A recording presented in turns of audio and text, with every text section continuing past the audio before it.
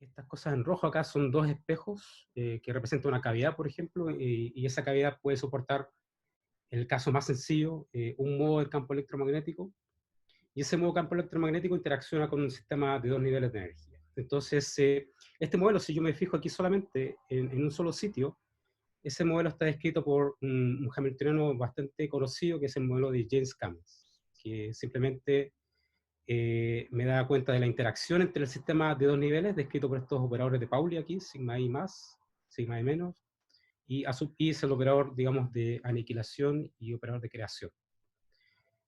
Y la idea de esto es que uno tiene un arreglo unidimensional en donde hay además interacción entre las cavidades, entonces puede haber hopping. ¿Ya? Entonces la idea de que el sistema pueda ser un simulador cuántico de aislante de modo superfluido tiene que ver básicamente como una competición, una competencia entre la interacción entre las cavidades y la anarmonicidad que tiene el sistema localmente. Más adelante voy a especificar a qué me refiero exactamente. Digamos, pero como punto a pie inicial, digamos, estos son los experimentos, perdón, las propuestas teóricas en aquellos años. Había principalmente propuestas en cavidades ópticas. ¿Ya? Eh, Resulta que hoy en día tenemos la ventaja que hay muchos grupos experimentales haciendo el tema este de electrodinámica cuántica de circuitos, un poco redundante, pero digamos, así se bautizó esta área de trabajo. Y básicamente aquí uno trabaja con sistemas superconductores. Y lo que uno hace esencialmente, por ejemplo, en el año 2014 hay un artículo aquí, estos ejemplos que voy a mostrar ahora son todos experimentales. ¿Ok? Entonces, en este primer PRX del año 2014, fíjense, aquí hay un arreglo justamente de un dímero de James Cummings. Es decir, en la red anterior que yo les mostraba en una dimensión, pero ahora tengo dos sitios. Es decir, aquí, por ejemplo, tengo en este esquema, espero que logren verlo bien, aquí hay esta línea serpenteada acá, es una guía de onda, y esto es un dispositivo superconductor que simula un sistema de dos niveles, y esta guía de onda simula, digamos, el campo electromagnético. Aquí, entre medio, hay un condensador que acopla estas dos cavidades, entonces esto me permite simular una látiz, digamos, con dos sitios. Lo más sencillo que se pueda pensar. ¿Ya? Digamos, entre comillas sencillo desde el punto de vista, digamos, del modelo matemático, pero la tecnología, la verdad es que es bastante interesante y compleja, digamos, de realizar. Eh, Otro experimento que hay es el 2017 de Fitzpatrick, en donde aquí ya estamos hablando de cosas mayores, en donde aquí en el chip superconductor, hay un arreglo de 72 cavidades y cada cavidad tiene un sistema de dos niveles. Entonces, esto es realmente digamos, una látiz de James Cummings con 72 sitios. Y eso, la verdad es que llamó mucho la atención, porque si uno ¿cuál es la motivación de esto? Porque uno sabe que, digamos, en mecánica cuántica, cuando uno incrementa el número de partículas del sistema, el espacio de Hilbert crece abruptamente, entonces hay muy pocos algoritmos, que son, digamos, algoritmos clásicos, que son capaces de capturar la física de estos sistemas. Entonces, aquí es donde viene la idea de un simulador cuántico, es decir, un sistema físico que esté implementado ahí, que tenga todos los grados de libertad, y si uno es capaz, digamos, de manipular esto, en principio uno podría realizar cálculos o predicciones experimentales que uno no podría hacer con un computador clásico. Okay, entonces, esto no solamente son estos dos experimentos, también están estos experimentos recientes. Fíjense, en el año 2019 está un artículo, aquí arriba es un trabajo que hizo el laboratorio de Andreas Wallraff en Zurich, donde otra vez aquí simulan un modelo no es James Cummings Hubbard, pero es un modelo tipo Bose-Hubbard, donde uno tiene una red, por ejemplo, en una dimensión, y en cada sitio hay partículas de tipo bosónica y hay hopping entre ellas. Entonces, aquí en este experimento se simuló un dímero, otra vez, o sea, dos sitios. Más adelante, si quieren, puedo explicar más en detalle este experimento. Y acá, por ejemplo, una cosa más reciente es un sistema de Bose-Hubbard con 8 sitios. ¿Ya?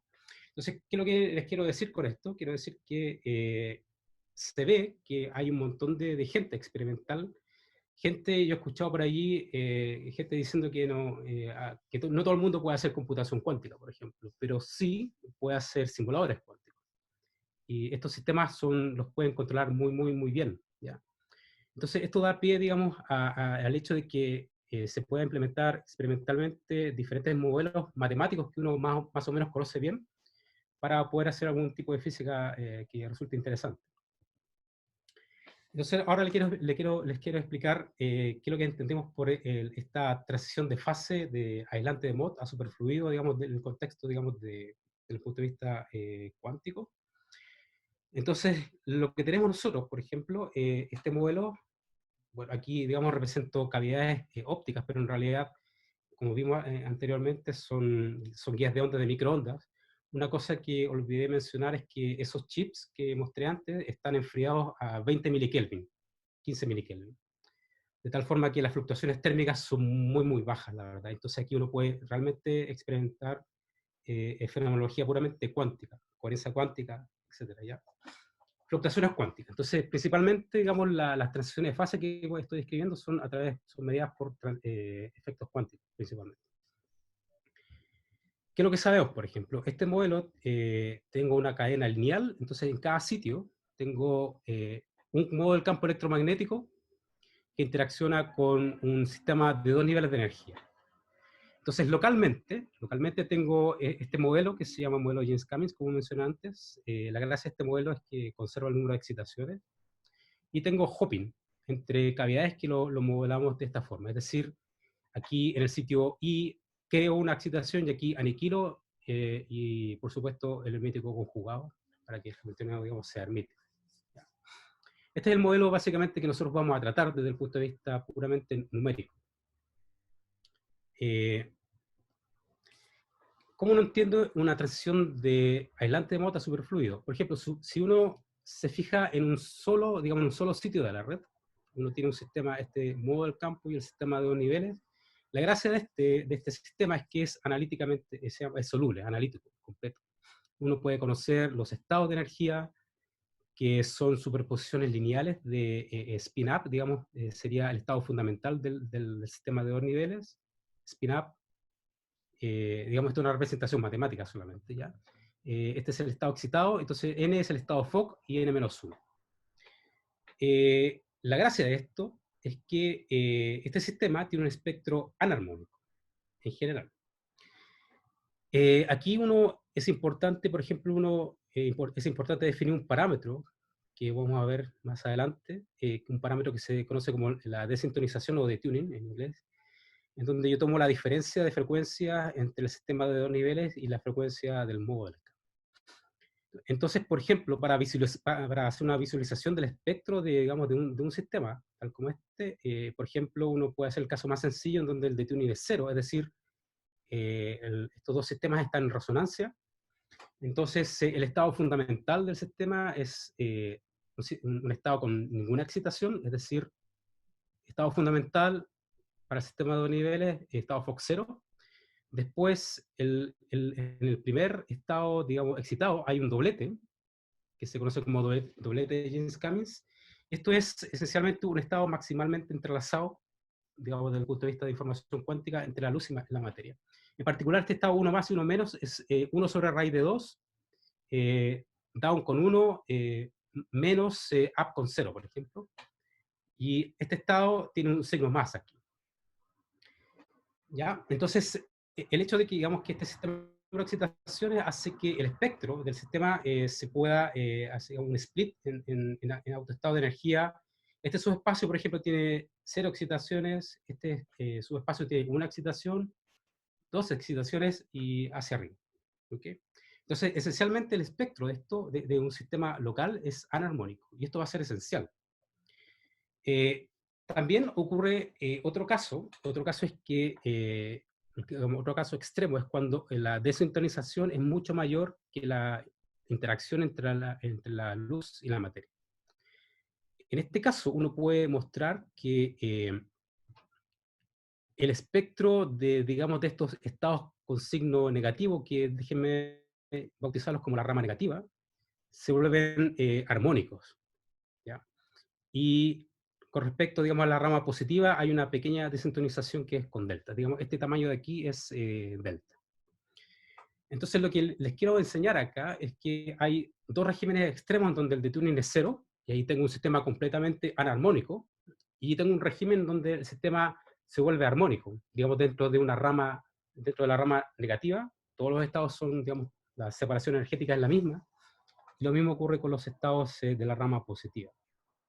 Y esto va a ser esencial para demostrar lo siguiente. Y aquí voy a pasar, digamos, ya un poquito al detalle, digamos, de los resultados de este trabajo, que es lo que denominamos nosotros Dynamical Dimerization. Entonces, para entender un poquito esto, supongamos que ahora yo tengo en esta látiz de James Cummins, voy a tomar dos sitios solamente. ¿Ok? Aquí está representado, digamos, este sistema, digamos, este sería el sistema análogo digamos, matemáticamente al experimento ese que les enseñé antes. Entonces, lo que estamos estudiando nosotros es una dinámica tipo quench, y una dinámica tipo quench, en particular, para el caso que estamos estudiando, significa lo siguiente. Uno, vamos a suponer que uno puede controlar la interacción radiación-materia. Esto en el experimento se puede hacer, de hecho se puede hacer utilizando estos sistemas de squids. Uno inicialmente supone que el acoplo es 0, ¿ya? Y entonces para cada valor del detuning vamos a inicializar el sistema en estados productos. Esto es un estado producto de todos los sitios que hay en la red. En este caso, por ejemplo, lo que estamos diciendo es que no hay acoplo inicialmente y nosotros inicializamos cada uno de estos sitios en este estado, en el 1-. ¿Ya? Y eso puede ser, digamos, para cualquier valor de tuning. Entonces siempre vamos a estar, nuestro estado inicial es un estado producto de todos los sistemas inicializados en este estado. Bueno, este es un estado, digamos, como no hay acoplamiento entre las cavidades y como localmente tenemos un autoestado del sistema, el sistema simplemente se va a quedar quieto, no va a hacer absolutamente nada. Y esto para nosotros va a ser, esto es un estado, digamos, tipo MOT, en el sentido de que las excitaciones están localizadas en cada sitio de la red. Bueno, ¿cómo funciona el protocolo? Ya dado que tenemos inicializado el sistema de esa forma, nosotros lo que hacemos es un sudden quench, o digamos, encendemos rápidamente, abruptamente, un cambio abrupto del acoplo de esta interacción. Entonces, ahora el sistema va a estar descrito por este modelo que tenemos acá, este modelo que olvidé mencionar, pero esto se llama James Cummins Hubbard, ¿ya? Este es el modelo. Ahora, como tengo un acoplo, un J diferente de 0, entonces en principio estas excitaciones podrían saltar de un lado a otro. ¿Okay? Entonces lo que vamos a estudiar es, vamos a calcular numéricamente, y en particular para el caso del dímero se puede hacer analíticamente, esa es la gracia que tiene este trabajo que vimos. Entonces vamos a calcular estado cuántico al tiempo t, simplemente con el operador de evolución asociado al hamiltoniano. Esto es el hamiltoniano de James Cummins Hubbard completo. ¿Ya? Entonces lo que vamos a estudiar son variables dinámicas. Vamos a definir esto va a ser mi parámetro de orden en este sistema. Lo que tengo acá es, esta cantidad que está aquí entre medio, es la varianza del número de excitaciones por sitio. Y este operador cuenta el número de excitaciones, cuenta el número de excitaciones en el sistema de 2 niveles y más las excitaciones que existen en el modo bosónico, localmente, ¿ya? En cada sitio. Y esto lo vamos a promediar en el tiempo. Y el tiempo digamos, para promediar va a ser el inverso de J, es decir, más o menos un tiempo razonable en el cual uno espera que haya intercambio de excitaciones entre los sistemas. Entonces, esta es, digamos, digamos, las condiciones para estudiar las propiedades fuera del equilibrio de este sistema. Y en particular vamos a ver cómo se comporta este parámetro de orden que tenemos acá. ¿Ok? Entonces, para entender un poquito qué es lo que ocurre con ese hamiltoniano de James Cummins Hubbard, uno lo que hace, uno puede hacer un mapeo de ese Hamiltoniano, uno puede introducir estos operadores de creación de excitaciones en un sitio en particular, por ejemplo. Entonces, por ejemplo, si estoy en el estado fundamental y aquí pongo un n más, por ejemplo, n más o n menos, esto lo que hace es crear una excitación tanto a uno menos o uno más. Eh, les voy a enseñar, digamos, bueno, esto se puede demostrar, no es muy relevante, digamos, desde el punto de vista matemático, pero sí me gustaría enseñarles qué es lo que está ocurriendo en nuestro sistema. Entonces, inicialmente, suponemos que el acoplo entre cavidades es cero e inicializamos los dos sistemas en el estado 1 menos, 1 menos, para un valor dado de tuning. Puede ser desde cero hasta un valor muy grande con respecto a G, a la interacción radiación-materia. Entonces, ese es el estado inicial. Lo que ocurre es que con ese Hamiltoniano pueden ocurrir un montón de transiciones diferentes. Lo que puede ocurrir, por ejemplo, es que este sistema puede aniquilar una excitación y crear una excitación acá a la derecha, ¿ya? Pero si se fijan, aquí esta es la estructura de niveles de local del sistema. En principio, uno puede pasar de una excitación 1 menos a una 2 menos, por ejemplo, y este tipo de transiciones tiene esta diferencia de energía. Esta es la energía E2 menos dos veces la energía E1 que tenía inicialmente el sistema. Y aquí hablamos de intercambio del mismo tipo de polaritón. Polaritón, digamos, en el lenguaje que utilizamos en la comunidad, se hace referencia a este híbrido entre luz y materia, ¿ya? Estas excitaciones que son superposiciones lineales de luz y materia. Esto podría ocurrir, por ejemplo, esta transición, si uno calcula el elemento de matriz de transición, esto es diferente de cero, eventualmente, de hecho, lo que puede ocurrir, por ejemplo, es que esta excitación puede incluso pasar desde el 2 menos hasta el 1 más, al 1 más, por ejemplo, y subir, y crear una excitación acá. Aquí lo que estamos haciendo, fíjense que comienzo con una excitación negativa, pero puedo pasar a la rama positiva. Entonces, este tipo de transiciones tiene una diferencia de energía que es E2 menos, la energía inicial, menos la energía que tiene el estado final. Se fijan, aquí tengo la energía de E1 más y E1 menos. Y aquí, cuando ocurre este tipo de procesos, decimos que hay un intercambio en el tipo polaritón. Es decir, paso de la rama negativa a la positiva. Este sistema tiene esa particularidad, digamos, por la estructura de radiación-materia que estamos trabajando. En ese sentido es bastante complejo. Otro tipo de transiciones que puede ocurrir, por ejemplo, es que este 2 menos pase aquí y la excitación que se tenía cero excitaciones puede pasar hasta 1 más, etc. Entonces, el mensaje que les quiero dar aquí es que hay transiciones, siempre y cuando, digamos, se respete la conservación en el número de excitaciones, pero puede haber, si bien se puede mantener el mismo tipo digamos, de estado negativo, o puede haber un intercambio, puede pasar digamos, de la rama negativa a la rama positiva. Aquí simplemente estoy mostrando diferentes ejemplos de transiciones que pueden ocurrir en el sistema y, digamos, sus diferencias de energía respectivas. Voy a saltar un poquito esta parte. Bueno, en principio, la verdad es que el sistema, si bien uno lo mira así bien sencillo, uno dice, bueno, un sistema de dos sitios en la red de James Cameron, la verdad es que en principio podría ser bastante sencillo, la verdad es que no es sencillo, hay todo, aquí estoy viendo lo que nosotros estamos haciendo, dado que el sistema completo conserva el número de excitaciones, entonces yo en principio no se puede mover en un subespacio que preserva, digamos, nos vamos a mover en un subespacio que tiene dos excitaciones, entonces hay un montón de estados que en principio podrían ser accesibles en el sistema. Aquí el sitio I, me refiero, digamos, a la látiz que está a la izquierda y J a la derecha.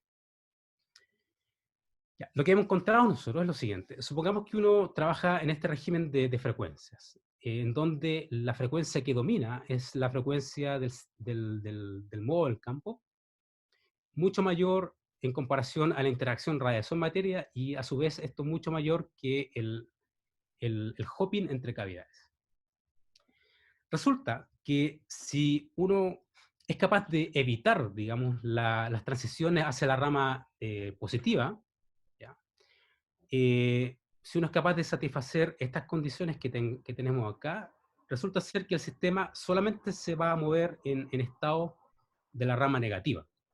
Y este gráfico, por ejemplo, lo muestra. Aquí no especifiqué, pero estos gráficos, por ejemplo, aquí muestra, esta es la probabilidad del estado inicial del 1 menos 1 menos, esta es la curva azul. La curva, por ejemplo, del estado, esta aquí con dash en naranjo, es la probabilidad de acceder al estado 2i más, que es este estado, es tener dos excitaciones en el sitio i, en la rama positiva, y cero excitaciones a la derecha. Se fijan que es cero simplemente. Fíjense que todos los estados de la rama positiva tienen probabilidad igual a cero, y los únicos estados que, digamos, que se pueblan en este sistema son los estados de la rama negativa, comenzando, digamos, desde el estado 1 menos, 1 menos. Esto es para un detuning igual a 5G, y esto es para, la figura B es para un detuning delta es igual a 50 veces la interacción radiación-materia. ¿Qué nos dice esto? Nos dice esto que nosotros podemos reducir, podemos hacer un tratamiento de un espacio de Hilbert efectivo en el sistema, en donde solamente voy a considerar los estados de la rama negativa. El estado psi 0, recordemos, es el estado inicial, el estado 1 menos, 1 menos, y este estado 2 menos i es tener dos excitaciones en el sitio i, y esto es dos excitaciones en el sitio j. Y la verdad es que el sistema es muy sencillo. Uno se puede construir un Hamiltoniano efectivo, que es una matriz de 3×3. De hecho, hasta en una matriz de 2×2, porque hay una simetría aquí. Pero bueno, déjenme seguir adelante con esto. Estos son digamos, las componentes del Hamiltoniano. Y la gracia que tiene esto es que, como es una matriz de 3×3, uno lo puede diagonalizar exactamente, no hay ningún problema. Incluso uno se puede calcular este parámetro de orden promediado en el tiempo. Y fíjense que aquí hacemos este es para el caso, digamos, aquí estamos graficando ese parámetro de orden en función del logaritmo en base 10 de la razón entre la desincronización y G. Es decir, acá en este régimen tengo de Turing 0, básicamente, y aquí de Turing muy, muy grande. Entonces, lo que nos dice este parámetro de orden es que cuando el de Turing es 0, eso quiere decir que localmente el espectro local es muy anarmónico. Y como es muy anarmónico, entonces la probabilidad, digamos, de tener más de una excitación por sitio es prácticamente cero, no hay fluctuaciones. ¿Okay? Sin embargo, cuando el de túnel es muy grande, lo que vimos antes es que el espectro se vuelve armónico, y como el espectro se vuelve armónico, entonces baja la energía local del sistema, y eso implica que uno puede, en principio, acceder, digamos, uno puede tener más de una excitación por sitio, ¿ya? Y esto lo da cuenta este parámetro de orden, que es diferente de cero. Entonces, esto, lo que estamos discutiendo aquí, que es una cosa puramente cuántica, es, digamos, el análogo, digamos, una simulación cuántica de una transición de aislante de Mott. Es decir, en esta región tengo aislante de Mott, en donde todas las excitaciones están localizadas en los sitios, y luego tengo, digamos, comienza a actuar la interacción entre las cavidades, y ahí, digamos, las excitaciones se dispersan, digamos, se distribuyen a lo largo tengo fluctuaciones, y el sistema, digamos, se vuelve superfluido. ¿Okay? En este sentido, digamos, en la caracterización a través de este parámetro de orden. De aquí lo que tenemos es una comparación entre el cálculo analítico que tenemos acá y el cálculo puramente numérico, utilizando todo el espacio de Hilbert. Y la verdad es que el matching es muy, muy bueno. Bueno, esto nos dio pie a lo siguiente. Bueno, naturalmente uno se pregunta, bueno, ¿qué pasa si uno aumenta el número de sitios en la red? Y entonces, lo que vamos a estudiar aquí, el siguiente paso fue estudiar un trímero, es decir, tengo 3 sitios de la red. La dinámica tipo quench que describí antes es exactamente la misma. O sea, inicialmente uno supone que el acoplo entre cavidades es cero. Uno inicializa todos los sitios con una excitación. Luego, repentinamente se hace, digamos, se enciende la interacción entre las cavidades, y ahora lo que vamos a estudiar es esta función de correlación a 2 puntos, que es, digamos, el promedio del producto del número de excitaciones en el sitio I por el sitio J menos el producto de los promedios. Y vamos nuevamente a promediar en el tiempo. ¿Okay? Entonces, esto lo hicimos para diferentes valores de sintonización, y lo que hicimos fue tomar ese cálculo. Esto es, ya aquí hicimos puramente cálculo numérico. Resulta que ya para 3 sitios el sistema se vuelve, no es analítico, de hecho. Hay un tema ahí, de hecho este modelo es bastante complejo. Hemos encontrado soluciones analíticas en digamos, dentro de los rangos de frecuencias que mencioné antes. Para 2 sitios solamente, para 3 sitios ya la cosa no funciona, simplemente desde el punto de vista analítico. Ya, entonces tenemos que recurrir simplemente a cálculo numérico. Entonces, tomamos este parámetro de orden y tomamos la razón entre este parámetro de orden y la varianza analítica que habíamos calculado antes del dímero. Y esto lo hacemos para diferentes valores de nuevo, el logaritmo en base 10 de la razón entre delta y g. Y resulta que cuando uno hace este gráfico hay unas ciertas resonancias aquí que uno observa. Esta, por ejemplo, la curva azul es la función de correlación entre el sitio I y el J, es decir, a primeros vecinos. Y la curva roja es la función de correlación a segundos vecinos. Entonces resulta que aquí hay, dentro de la dinámica caracterizada por estos parámetros de orden, hay una resonancia en comparación con la varianza del dímero. Entonces, a estas resonancias es lo que nosotros denominamos dynamical dimerization phase. Es decir, digamos, cuando uno incrementa el número de sitios en la red, la dinámica se vuelve más compleja. Sin embargo, uno aún puede reconocer cuando el sistema experimenta, digamos, procesos de dimerización dinámicos, como le hemos bautizado aquí con Felipe y con Rubén. ¿Ya? Digamos, es un resultado esencial, digamos, principal, digamos, del artículo. ¿Ya? Entonces sé que hemos hecho solamente un análisis desde el punto de vista de un sistema cerrado. Estamos suponiendo que el sistema está aislado, no hay interacción con un medio ambiente, temperatura cero. Entonces toda la fenomenología que estamos viendo aquí se debe a fluctuaciones cuánticas y la interacción entre las cavidades. Y esto ocurre, déjeme mencionar aquí, en un régimen que hemos denominado un régimen intermedio de interacción radiación-materia. Esta razón va entre 1 y 10. Más o menos ocurre estos fenómenos. Lo que hicimos siguiente, por ejemplo, es extender esto al caso de 4 sitios. Todavía nos da, el computador nos da para hacer el cálculo numérico acá. Aquí, de nuevo, la misma tipo de dinámica. Entonces, por ejemplo, aquí analizamos esta curva azul, es correlación a primeros vecinos, digamos, siempre estamos calculando desde la izquierda hacia la derecha. Entonces, esta es la función de correlación azul entre este sitio y este. Después tengo IK, que es la curva roja, IK a segundos vecinos, y luego la curva azul a terceros vecinos. Entonces, aquí hay algo interesante, porque resulta que si bien esta función de correlación IK, hay un pequeño shift, hay un pequeño corrimiento en esa resonancia, pero resulta que cuando tengo este sistema aquí entre el I y el L, tengo la misma resonancia que tenía para primeros vecinos. Y esto, digamos, es bastante interesante. No pudimos seguir indagando un poquito más allá por problemas, digamos, netamente computacionales, porque ya para 5 sitios la memoria del computador se cae principalmente.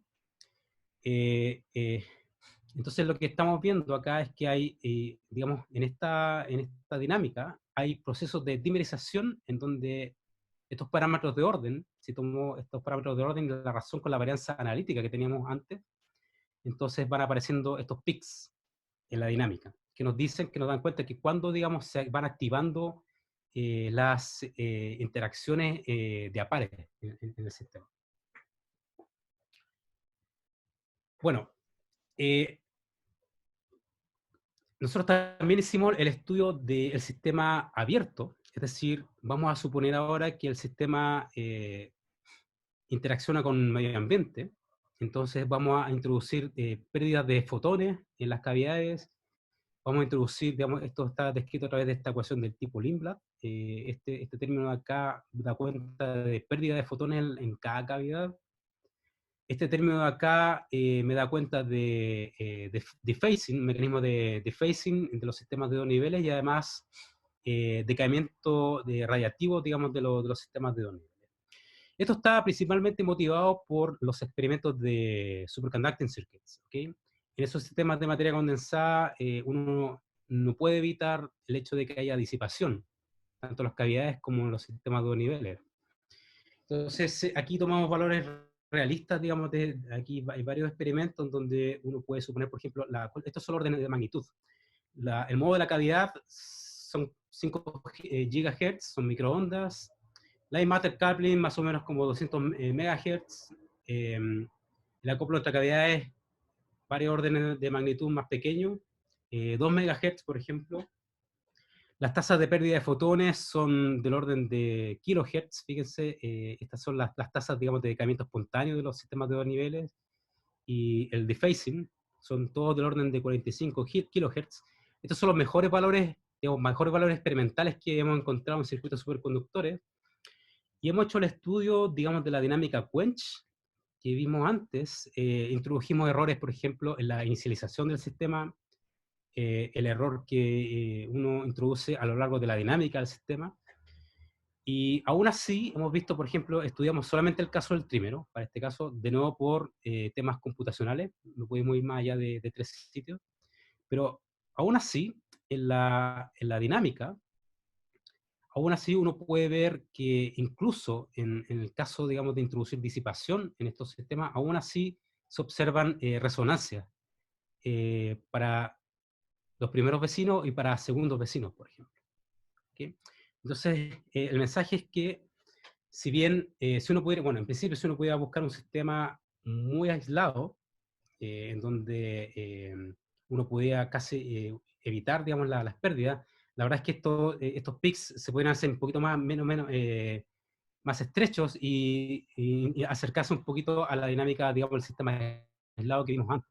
Pero aún así, digamos, con valores experimentales, con sistemas experimentales de hoy en día, en principio esto se podría demostrar. ¿Ya? Aún así hay procesos de dimerización en este sistema. Lamentablemente aquí la descripción analítica falla completamente, y es que la disipación, de hecho, incluso hasta introduce mecanismos de mezcla de las ramas positivas y las ramas negativas. No es tan limpio, así que no pudimos hacer, digamos, un estudio analítico en este caso.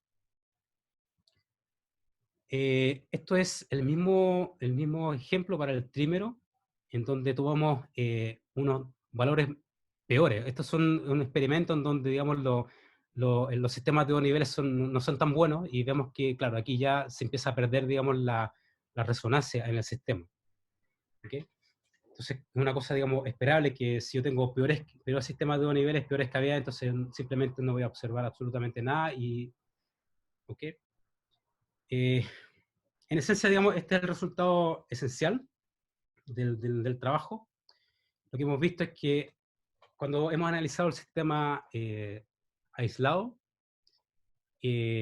bajo ciertas condiciones en donde uno puede eliminar la rama positiva, uno puede observar estos procesos de dimerización a lo largo de la dinámica. ¿Ya? Como digamos, estos procesos de dimerización, lo que observamos acá es que hay una fuerte componente de los efectos, digamos, de efectos de sistemas finitos. Nosotros estamos trabajando con un sistema, una lattice que es finita. Entonces, eso implica que estamos rompiendo la simetría, la invariancia translacional del sistema. ¿Ya? Entonces, necesariamente tiene que haber efectos de borde, digamos, de hecho, digamos, de que la lattice es finita. Hemos mostrado que estos procesos de dimerización dinámicos son robustos bajo mecanismos de pérdida, ¿ya? Utilizando valores experimentales de Circuit QED. Y lo que hemos estado trabajando con Rubén y con de Pisa, donde estuve en Pisa en febrero, y Felipe Torres, es que esto también se puede extender al caso del modelo Boas-Haber. De hecho, y eso implica, digamos, que lo que estamos, digamos, el mensaje que vamos a dar próximamente es que estos procesos de dimerización dinámicos tienen una especie de universalidad, en el sentido que es independiente, digamos, del tipo de partícula que uno trabaje. Aquí en el Boas-Haber solamente vamos a trabajar con partículas tipo bosónicas, sin sistemas de dos niveles de interacción. ¿Ok? Entonces, como le mencionaba, este trabajo fue publicado recientemente, en marzo, a finales de marzo. Ahí está la referencia, si la quieren, se las puedo pasar también si están interesados. En New Journal of Physics, Rubén Peña es estudiante de magíster de nuestro programa del Departamento de Física. La verdad es que estoy bastante orgulloso de Rubén porque ha hecho un trabajo excelente. Felipe Torres, un colega de la Universidad de Chile, muy bueno, y agradezco, digamos, al Departamento de Física, a Carla, por organizar este webinar, y muchas gracias, bueno, agradecimiento al financiamiento externo.